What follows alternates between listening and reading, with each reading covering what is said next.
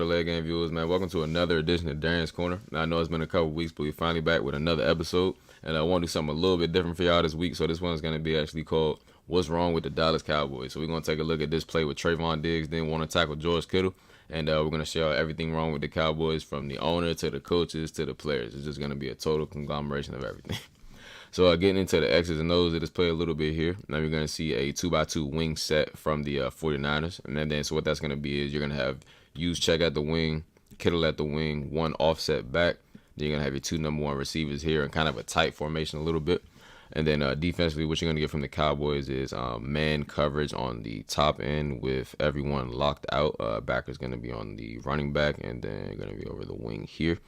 And then what you're going to get from the 49ers conceptually, so that's going to be the routes and actually what they're trying to accomplish. You're going to get your clear out route here from your number one. You're going to get a sit route or a curl route from your number two.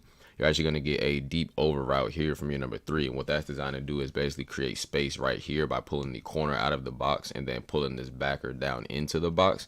Then you're going to have this outside leverage safety who actually can't run with this deep over route. And then you actually see how that forms up here in just a second. Number one is going to run a clear route as well on this play side. And then so let's go ahead and get that clip rolling for y'all a little bit so y'all can kind of see how that actually forms.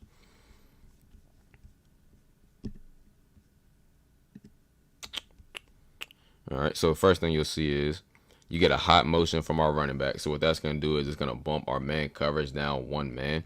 So now you're going to have still your corner locked out right here, but now you're going to have your backer on your running back. You're going to have this backer bumping down onto this wing here, and then you're still going to have your safety locked out on Kittle with your number one on the backside.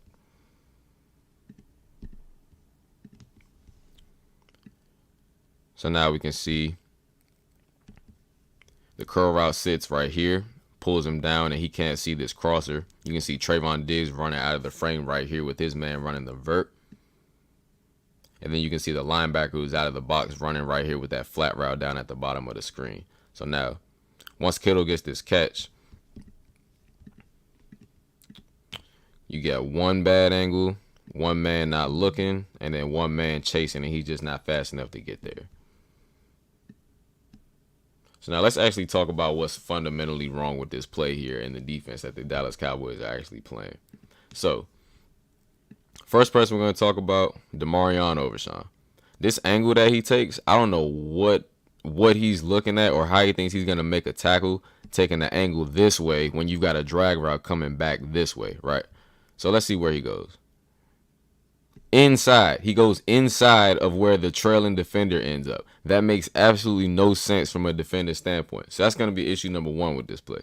Issue number two. Let's talk about Donovan Wilson, the man who's actually covering the drag. So you're already out of position because of the outside leverage, which is understandable because they're in a tight formation. But once you catch up, what do?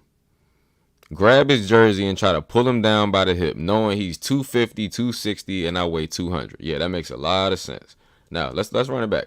Now, we got Malik Hooker. He's coming down. He's got a decent angle. He should be able to get him here based off of speed, right?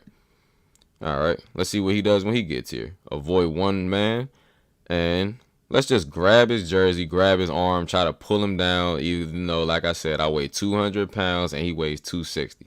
Now, let's talk about the man of the hour, Trayvon Diggs. So, you're covering your number one here on this vert. That's understandable. So, you don't see the crosser until now. What is telling you, let me get my marker back out. What's telling you that this linebacker here is going to run down Kittle at this angle, or that Malik Hooker, who's actually behind him to start, is going to make this tackle here? Donovan Wilson should make this tackle. I will give him that. But there's absolutely no way you don't take this angle right here to cut off George Kittle coming down the sideline. That makes absolutely no sense. And that's just relying on other people to do your work. And that's just what's wrong with this team right here. They think they can roll their helmets out and that they're just going to win every game that they play. I mean, you're playing a backup-ridden 49ers team, and they're still doing this to you. That makes absolutely no sense. Let's take a look at this one more time. So he turns. He sees Kittle's running. Okay, let me just, you can literally see him let up from running. He's sprinting. Okay, I'm just going to let up. Oh, yeah. Hooker and Wilson got it. We're good. All right, let me jog it out. Oh, he missed. Uh-oh, he missed. All right, oh, wait, I should probably get involved here. Nah, let me just throw him. Yeah, and that's how the play ends up. So If you're ever wondering why the Cowboys can't stop the run, if you're ever wondering why we're getting killed every game at home, every good team we play, we can't stop anybody, that's it right there. It's an effort problem. These players think they can just roll their helmets out and they're going to go 17-0, and it just makes no sense. You got people out